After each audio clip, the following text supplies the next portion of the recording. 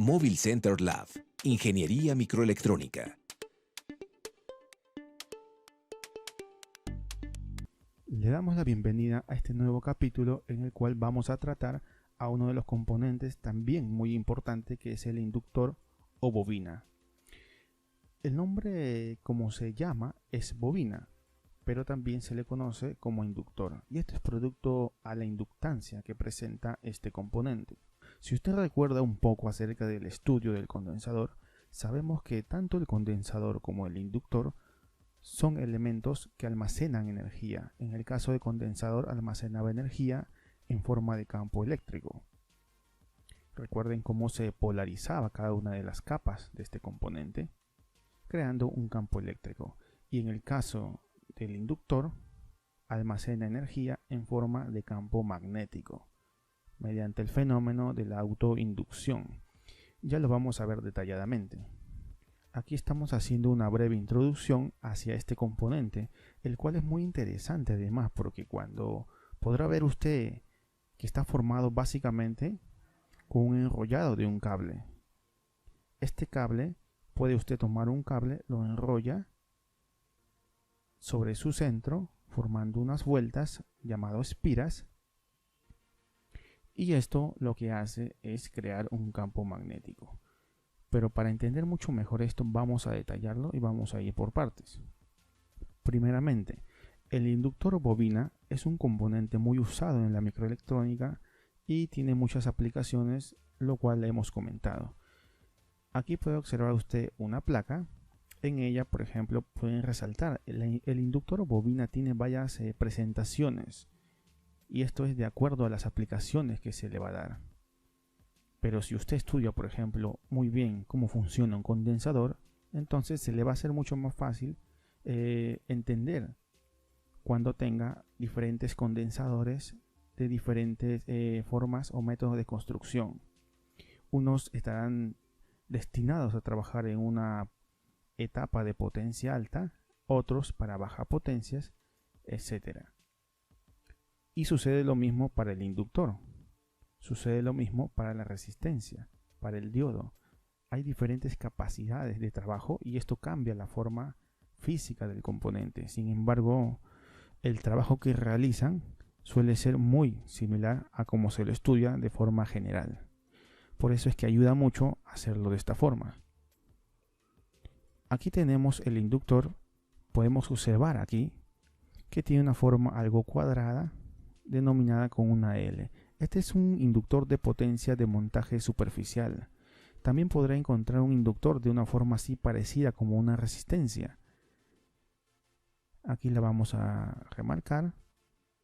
Y aquí hacemos un acercamiento. Puede observar que tiene, al igual que en condensador, tiene una forma rectangular, dos terminales preestañados y su centro, el cual tiene un color un tanto gris o plomo. No hay que confundirlo también con lo que es por ejemplo, un componente llamado varistor, el cual varía su resistencia según el voltaje aplicado. Bien, entonces vamos a seguir. En esta clase vamos a ver lo que son las aplicaciones, una introducción a las aplicaciones más importantes que se suelen reconocer de este componente en las placas electrónicas. ¿Cuál es la simbología del inductor? El inductor es simplemente un cable enrollado, como lo hemos mencionado, alrededor de su centro. Aquí tenemos la forma física del inductor, pero internamente vamos a observar la construcción del mismo. Note que aquí están sus dos terminales, aquí hay uno y acá está el otro, y dentro podemos ver que el terminal de aquí arriba, por ejemplo, llega hacia aquí a través de un conductor de cobre, da la vuelta varias veces. Estas vueltas se denominan espiras. Entonces tiene muchas espiras y vuelve a salir. Esa es la construcción interna. A partir de esta construcción física, además del inductor o bobina, es que nace la simbología. Esta simbología, vean que representa las espiras del inductor, que está presente además en su construcción. Antes de avanzar, queremos resaltar también que no existe una manera correcta de llamarlo. Usted lo puede llamar bobina o inductor.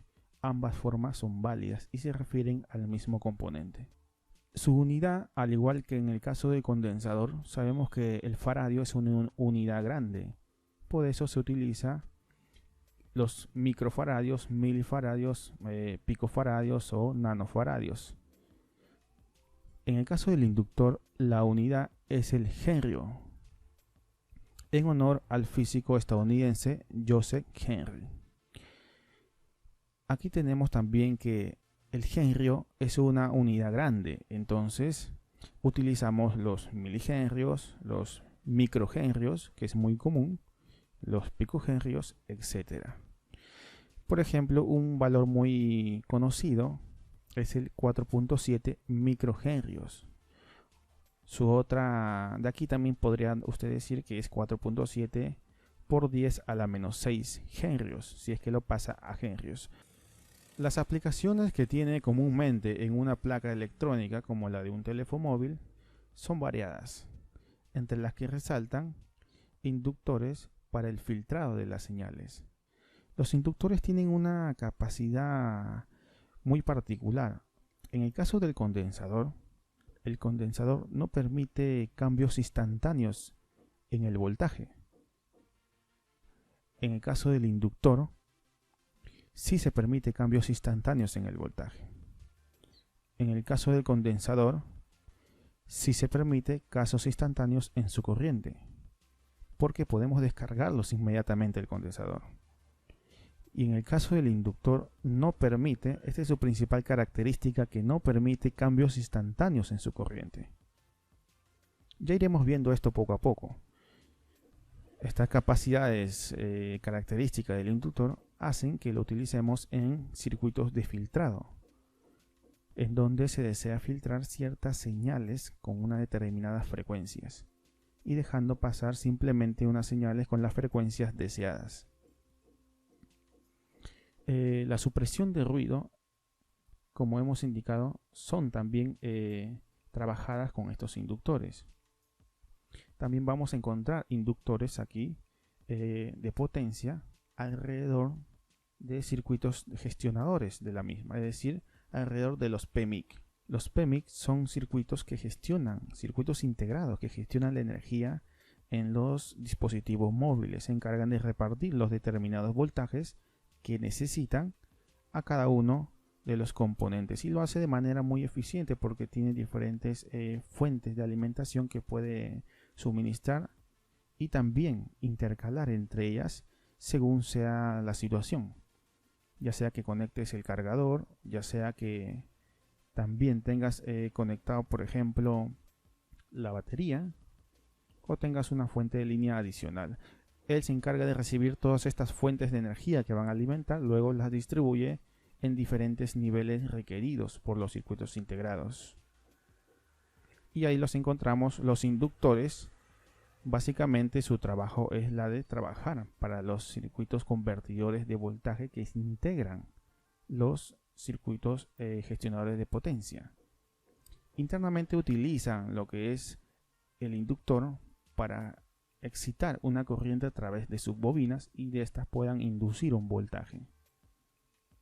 Y eso vamos a estudiarlo también, tanto del punto de vista como cuando se crea un campo magnético a partir de una corriente que pasa por el inductor, como el voltaje generado a partir de la variación de la corriente en el inductor o bobina, vamos a lo que es inducir un voltaje sobre la misma. Desde ambos puntos vamos a hacer nuestro estudio. Sigamos aquí. Nuevamente tenemos otra placa aquí y podemos observar lo que son los inductores de potencia, ¿no? Que son un tanto cuadrados, algunos un poco rectángulos por el tipo de empaquetado. Por dentro tienen la bobina. Aquí resaltamos nuevamente lo que hemos mencionado ya atrás acerca de su aplicación para los convertidores de voltaje DC-DC, ya sea del tipo Bose o del tipo buck. El circuito BOS es un circuito convertidor de CDC, el cual eleva el voltaje. En el caso del tipo buck, se encarga de reducir un voltaje. Si le das, por ejemplo, un voltaje para reducir, le das un voltaje de 3.7 voltios, tú lo puedes reducir a 2 voltios con un circuito convertidor de CDC tipo buck. Y con el BOS lo puedes elevar, muy utilizado para la iluminación de las pantallas, también en los dispositivos móviles.